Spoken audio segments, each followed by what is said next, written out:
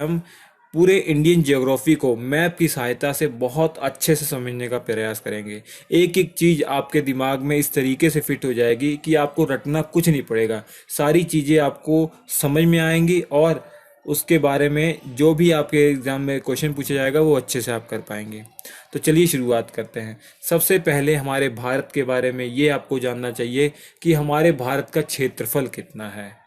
हमारे भारत का जो पूरा एरिया है वो 32,87,263 किलोमीटर स्क्वायर है।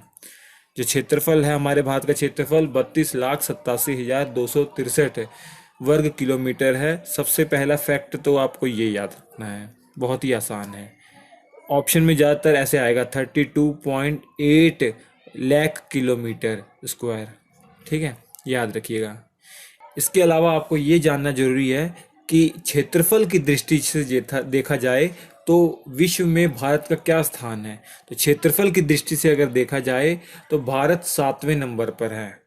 रूस का क्षेत्रफल विश्व में सबसे अधिक है, रूस कंट्री का। उसके बाद दूसरे नंबर पर कनाडा है, तीसरे नंबर पर चीन है, चौथे पे अमेरिका है और पांचवें पे ब्राज़ील है, छठवें पे ऑस्ट्रेलिया है और सातवें पे भारत है। तो क्षेत्रफल की दृष्टि से भारत का 7वां नंबर है। और 8वें नंबर पर भी कभी कभी पूछ लिया जाता है तो अर्जेंटीना है। जब क्षेत्रफल की दृष्टि से भारत 7वें नंबर पर है तो इस हिसाब से ये भी प्रश्न उठ सकता है कि जनसंख्या की दृष्टि से भारत का कौन सा स्थान है विश्व में। तो जनसंख्या की दृष्टि से भारत दूसरे नंबर पर आता है। पूरे विश्व में सबसे अधिक जनसंख्या वाला देश चीन है और चीन के बाद भारत है। 130 करोड़ से ज़्यादा आबादी हमारे भारत में है। और तीसरे नंबर पर अमेरिका है, चौथे पे इंडोनेशिया है, पांचवें पे पहले ब्राज़ील था लेकिन अब पाकिस्तान हो गया है। 2019 के आंकड़ों के हिसाब से देखा जाए तो पांचवें पे पाकिस्तान आ चुका है और छठवें पे ब्राज़ील आ गया है। लेकिन बहुत सारी किताबों में आप देखेंगे कि ब्राज़ील पांचवें पे दिया हुआ है, पहले ब्राज़ील था पांचवें पे। लेकिन 2019 का जो लेटेस्ट आंकड़ा देखा जाए तो पाकिस्तान की जनसंख्या की जो वृद्धि है वो ब्राज़ील से अधिक हुई है। तो इस कारण से पाकिस्तान की जनसंख्या ब्राज़ील से अधिक हो गई है। तो ये रैंकिंग आपको याद रखनी है। जनसंख्या की दृष्टि से दूसरे नंबर पर है। देखिए, एक और फैक्ट आपको याद रखना चाहिए कि पूरे विश्व के हिसाब से अगर तुलना की जाए तो पूरे विश्व के क्षेत्रफल का 2.4% हमारा भारत का क्षेत्रफल है। लेकिन अगर जनसंख्या देखी जाए तो पूरे विश्व में जितनी जनसंख्या है उसका 17.5% हमारे भारत में ही है।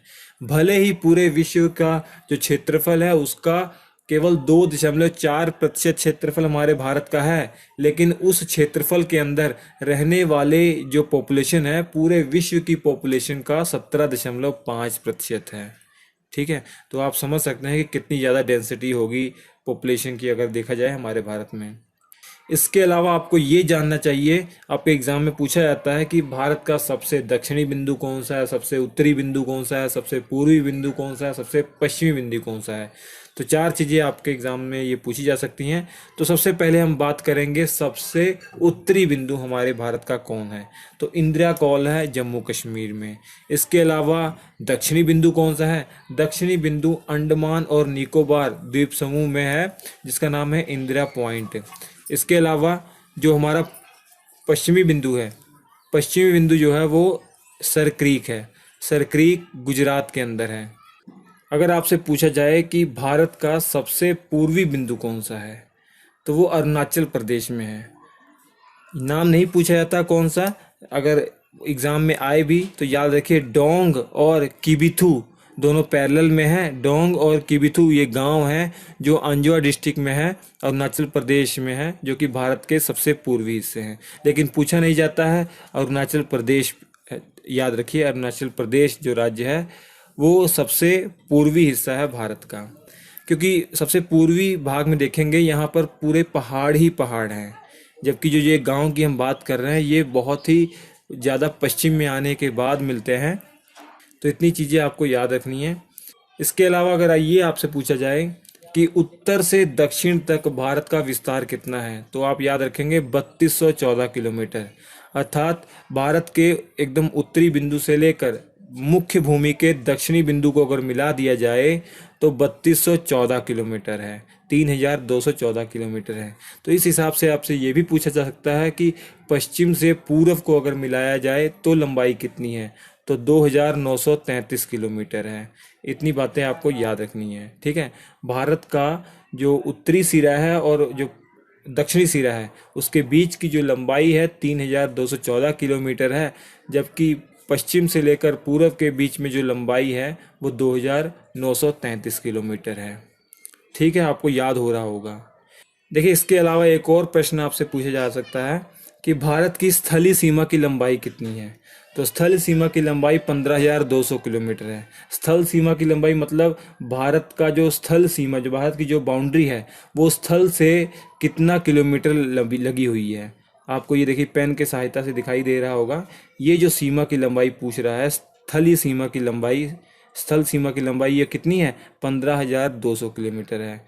इसी हिसाब से अगर पूछा जाए तटीय सीमा की लंबाई, जहाँ पर समुद्र है, अर्थात जलीय सीमा की लंबाई, तो 6,100 किलोमीटर है। अगर मुख्य भूमि की हम बात करते हैं तो 6,100 किलोमीटर है। लेकिन आप जानते हैं भारत के अंडमान निकोबार द्वीप समूह जैसे लक्षद्वीप द्वीप समूह है, तो अगर इनके भी तट सीमा की अगर लंबाई आप पूछेंगे तो टोटल हो जाती है 7,516 किलोमीटर, ठीक है। 7,516.5 किलोमीटर अगर एग्जैक्ट नंबर आप याद रखना चाहें तो ये है। तो कुल तटीय सीमा की लंबाई तो 7,500 लगभग है, लेकिन मुख्य भूमि जो प्रायद्वीपीय भारत का जो मुख्य भूमि है इसकी अगर तटीय सीमा की लंबाई तो 6,100 किलोमीटर है, याद रखेंगे आप।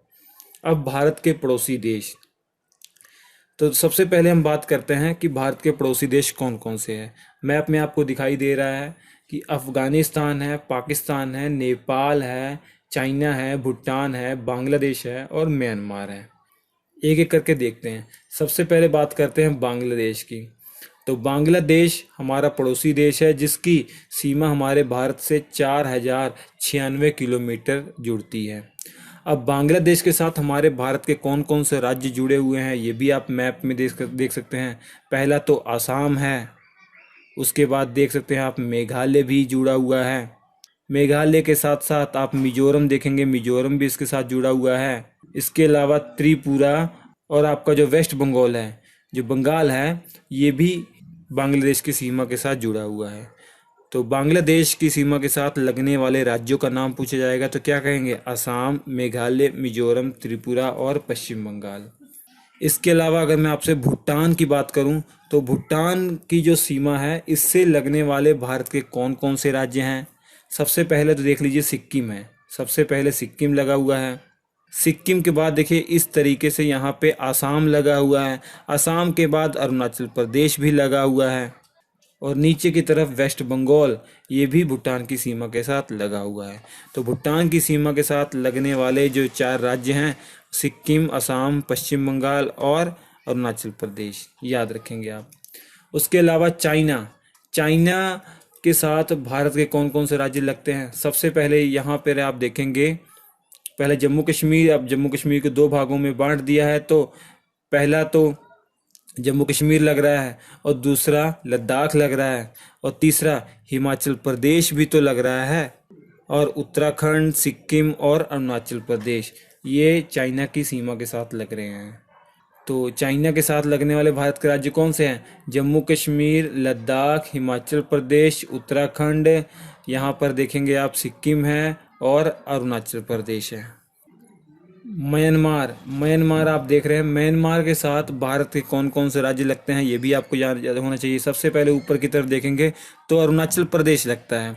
उसके बाद थोड़ा सा नीचे आएंगे, नागालैंड, नागालैंड भी म्यांमार की सीमा के साथ लगता है। इसके अलावा मिजोरम और मणिपुर, मिजोरम और मणिपुर भी म्यांमार की सीमा के साथ लगते हैं। तो म्यांमार की सीमा के साथ भारत के कौन कौन से राज्य लगते हैं, अरुणाचल प्रदेश, नागालैंड, मिजोरम और मणिपुर। उसका नेपाल की अगर बात करें, नेपाल देखिए ये नेपाल है, नेपाल के साथ सबसे पहले तो उत्तराखंड लगा हुआ है, उसके बाद उत्तर प्रदेश लगा हुआ है, उत्तर प्रदेश के बाद बिहार लगा हुआ है, पंजाब लगा हुआ है, बंगाल लगा हुआ है, सिक्किम लगा हुआ है। तो कौन कौन से राज्य हैं, उत्तराखंड है, उत्तर प्रदेश है, बिहार है, बिहार के बाद सिक्किम है, उसका पश्चिम बंगाल भी है। उसका देखिए पाकिस्तान, पाकिस्तान के साथ भारत के 4 राज्य लगते हैं। बहुत ही महत्वपूर्ण, ये आपको याद होना चाहिए, बहुत बार परीक्षा में पूछा गया है। सबसे पहला तो देखिए ये गुजरात है, उसके बाद राजस्थान, फिर पंजाब है, उसके बाद जम्मू